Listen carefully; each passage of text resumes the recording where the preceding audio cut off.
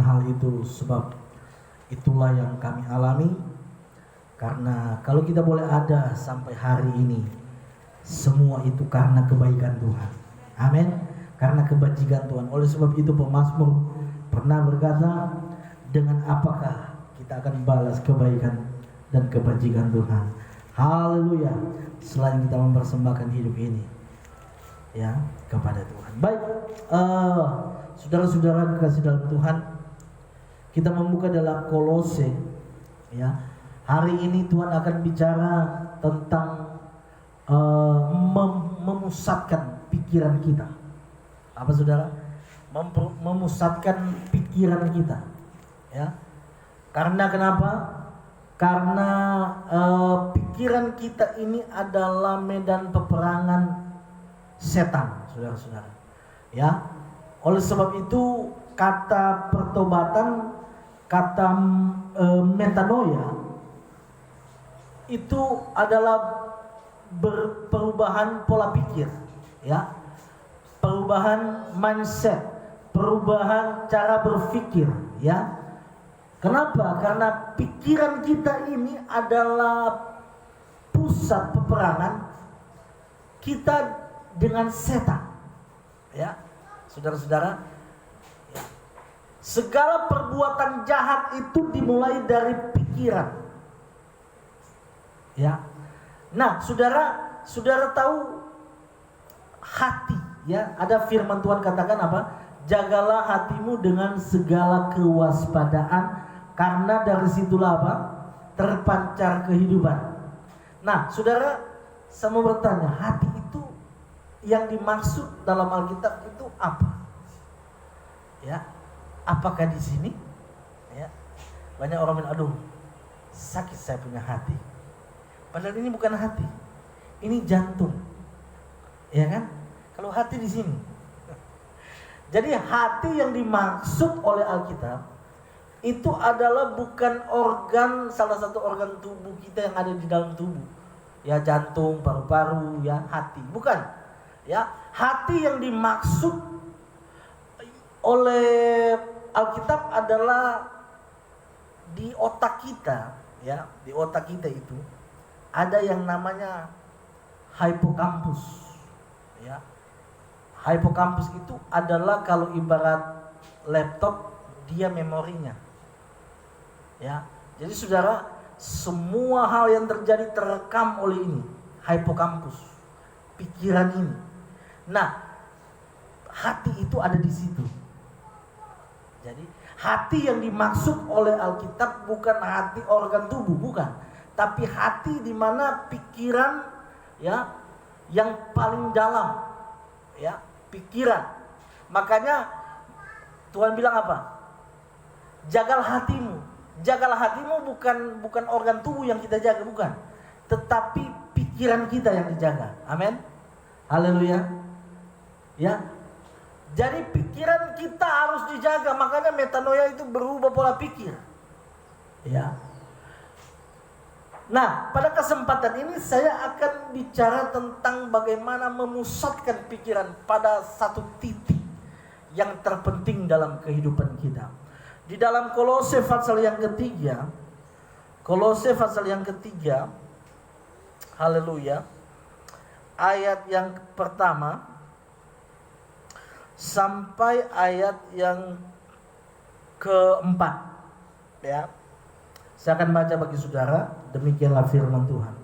Karena itu, kalau kamu dibangkitkan bersama dengan Kristus, carilah perkara yang di atas, di mana Kristus ada, duduk di sebelah kanan Allah. Pikirkanlah perkara yang di atas, bukan yang di bumi. Sebab kamu telah mati dan hidupmu tersembunyi bersama dengan Kristus di dalam Allah. Apabila Kristus yang adalah hidup kita menyatakan diri kelak, kamu pun akan menyatakan diri bersama dengan Dia dalam kemuliaan. Amin.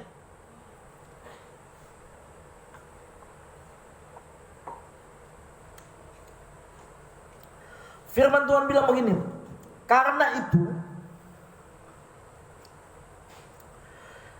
kalau kamu dibangkitkan bersama dengan Kristus, ya, Jadi kita gereja Tuhan adalah orang yang telah mati bersama dengan Kristus lewat kematiannya dan bangkit lewat kebangkitannya juga. Haleluya. Nah, sehingga kalau kita orang yang telah dimerdekakan, orang yang telah menerima kasih karunia Allah itu, di sini dinasihatkan oleh Paulus bahwa kita harus cari hal-hal yang ada di atas. Mungkin saudara bertanya, atas mana ini dulu Pak Pendeta? Ya kan? Nah, dijelaskan juga di sini carilah perkara yang di atas, di mana Kristus apa?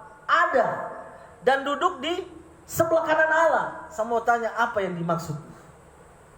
Perkara yang di atas tidak lain dan tidak bukan adalah kerajaan Allah.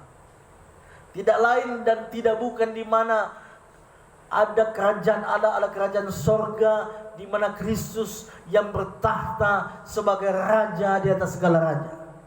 Amin. Nah, kita sebagai orang percaya jangan mau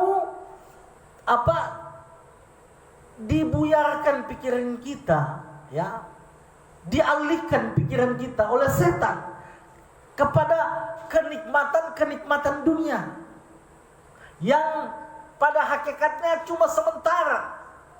Termasuk apa? Harta, kekayaan, jabatan, ya, ketenaran, popularitas dan sebagainya, ya, yang banyak dikejar, banyak dicari oleh orang-orang yang tidak mengenal Allah.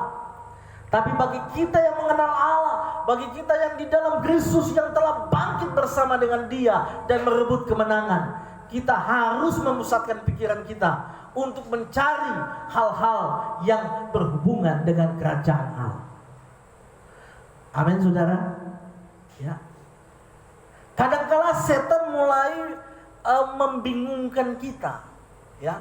Kadangkala setan mulai membuat kita sibuk mencari apa? Hal-hal yang duniawi, sehingga pikiran kita tidak terfokus pada hal-hal yang berhubungan dengan kerajaan Allah.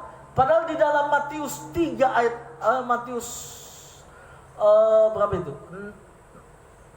3 ayat 66 ya. Matius 3 ayat 66. Coba kita baca ya. Lebih, kalau tidak salah itu Matius 3 ayat 66 atau Matius 6 ayat 33, sorry. Matius 6 ayat 33. Di sana dikatakan, tetapi carilah dahulu kerajaan Allah dan kebenarannya, maka semuanya itu akan ditambahkan kepadamu. Ini konteks ayat ini berbicara tentang kekhawatiran. Banyak orang kekhawatiran, dilanda kekhawatiran, kebimbangan hanya karena apa? Hal-hal materi, hal-hal duniawi, makan, minum, pakai dan sebagainya. Makanya Yesus membandingkan kita dengan binatang, ya, dengan tumbuh-tumbuhan. Ya, Yesus bilang, perhatikan burung di udara yang tidak bisa menanam, tidak bisa bekerja, tapi Tuhan pelihara. Kamu melebihi daripada burung itu, ya kan? Nah, kamu melebihi daripada apa? Lihatlah bunga di padang, ya, elok keindahannya. Bahkan Salomo dia punya kemegahan tidak seindah dengan bunga itu. Tetapi apa dia bilang? Kamu lebih daripada bunga itu. Haleluya. Dia tidak bisa meminta dan sebagainya, tapi dia tumbuh. Haleluya. Tuhan mau bilang begini, masakan, ya, sedangkan burung, ya, yang mati selesai, tumbuhan juga sama mati selesai, ya. Apalagi kita manusia yang spesial, yang Tuhan ciptakan menurut gambar dan rupanya, ya. Tuhan mau bilang, aku akan lebih lagi memberkati kita. Amin, saudara. Makanya jangan persoalkan, ya, memang saudara secara manusia, ya, kekhawatiran itu kadangkala datang dengan sendirinya, itu normal. Tetapi sebagai orang yang percaya, jangan mau tinggal dalam kekhawatiran. Dikit-dikit khawatir, ya. Padahal Tuhan bilang apa? Asalkan saja kita memusatkan pikiran kita kepada satu hal, yaitu mencari kerajaan Allah dan kebenarannya, maka semua yang kita khawatirkan itu, semua yang kita takutkan itu, Tuhan bilang akan ditambahkan kepada kamu. Amin, saudara. Jemaat Tuhan, ya, sesulit apapun keadaan, mungkin keadaan ekonomi lagi sulit, keadaan keuanganmu lagi sulit, ya, keadaan keluargamu lagi sulit. Haleluya. Utamakan kerajaan Allah. Ya. Maka semua yang kita khawatirkan itu, semua yang kita gumuli itu, Tuhan bilang apa? Aku akan tambahkan kepadamu. Amin. Haleluya. Jangan cari hal-hal yang tambah-tambah itu. Banyak umat-umat Tuhan saking sibuknya mencari yang tambah-tambah itu, sibuk mencari uang, sibuk mengumpulkan harta dan sebagainya, dia lupa ibadah, dia lupa Tuhan. Nah, ini bahaya. Ya, silakan. Ya, kita memang di dunia ini butuh uang. Siapa yang nggak butuh uang? Ya, segala sesuatu ya bicara tentang uang. Bahkan kita ke WC itu dibayar uang. Ya, saudara. Tetapi jangan saudara saking sibuknya saudara mencari hal-hal duniawi itu, iblis memakai hal-hal itu. Ya, ingat, saya tidak menentang saudara bekerja dan cari uang, enggak, ya, jangan salah paham. Tetapi jangan mau iblis memakai keadaan kita, memakai pekerjaan kita, sehingga pekerjaan kita akan membuat kita jauh daripada Tuhan. Saudara mengerti maksud saya? Ya, artinya pekerjaan itu tidak salah, ya. Apapun kesibukan kita, hobi kita itu tidak salah. Tetapi kadangkala setan membuat ibaratnya memakai keadaan, memakai hobi kita, memakai pekerjaan kita untuk membuat tanpa saudara sadari, membuat saudara jauh dari Tuhan. Nah, ini bahaya. Artinya kita punya fokus tidak lagi pada kerajaan Allah. Padahal saudara, kedatangan Tuhan sudah semakin dekat. Ya, jangan mau dialihkan pikiran kita kepada hal-hal duniawi yang cuma sementara, yang tidak kita bawa mati. Tetapi marilah kita fokus kepada hal-hal yang bersifat kekekalan. Di mana Kristus ada, carilah hal-hal yang rohani. Ya, kita harus fokus pada hal-hal rohani. Kita harus mengutamakan hal-hal itu, saudara. Makanya saya sebagai hamba Tuhan selalu mengingatkan kepada jemaat Tuhan, jangan pernah kita meninggalkan ibadah. Ya, jangan pernah kita meninggalkan ibadah. Sesibuk apapun saudara, tinggalkan pekerjaanmu, ibadah. Amin. Ya.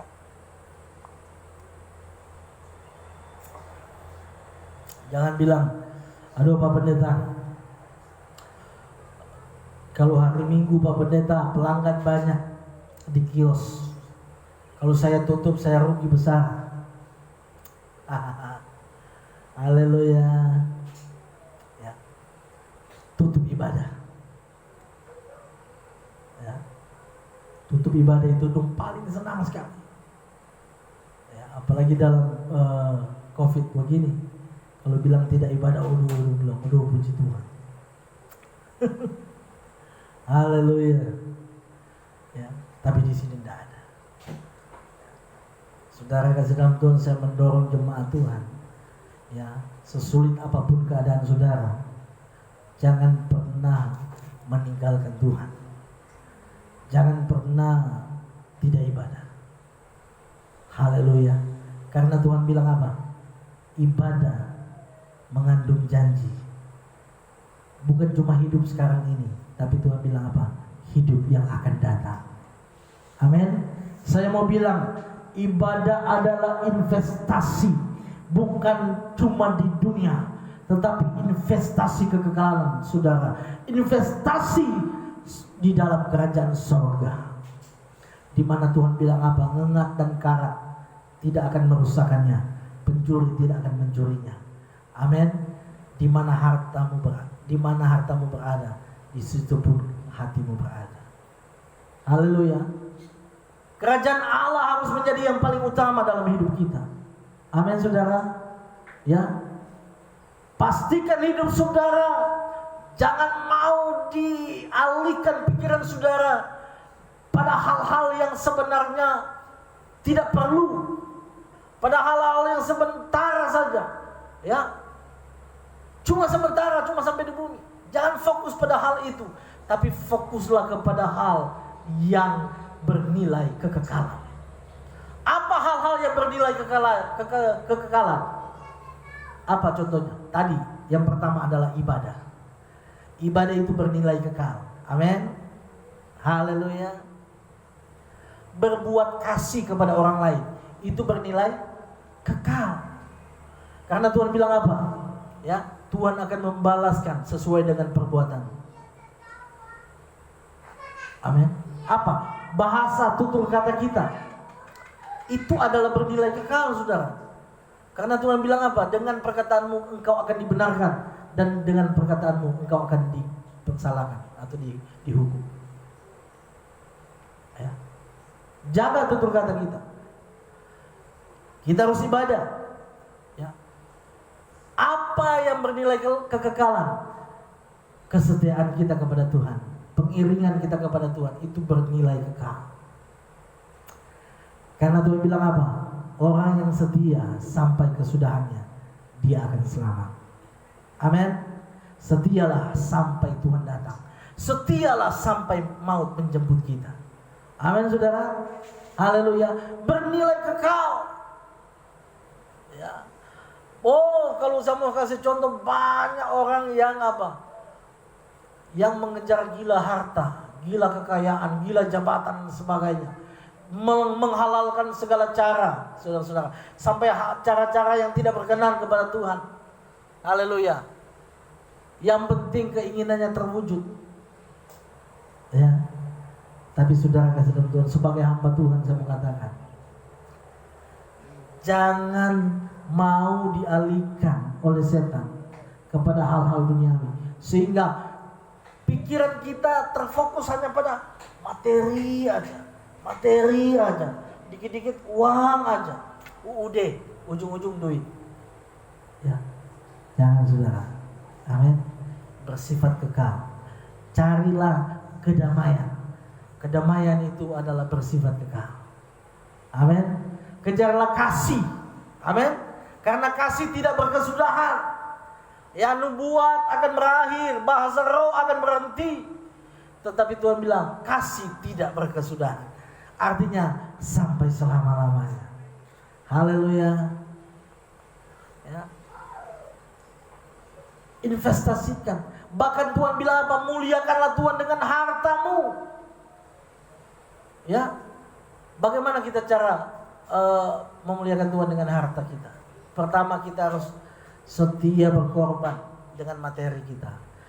Mengembalikan milik Tuhan perpuluhan dari setiap berkat yang Tuhan berikan kepada kita. Muliakan harta dengan apa? Ya, apa yang saudara bisa bantu untuk pekerjaan Tuhan, Tuhan akan hitung semuanya itu. Ibaratnya kita sedang menginvestasikan uang kita, kekayaan kita itu di dalam kerajaan Allah. Haleluya. Aman di sana. Tidak ada tuh bilang defisit, tidak ada. Ya. Kalau kita investasi di dunia, apapun investasinya, mau gold, emas, saham, hang seng dan sebagainya, itu fluktuatif. Kadang dia naik, kadang dia anjlok turun. Kita akan bisa mengalami kerugian. Tetapi kalau kita investasikan harta kita di dalam kerajaan Allah, Tuhan bilang itu aman. Haleluya. Aman. Bagaimana cara menginvestasikannya? Ya, bagikan kepada orang miskin.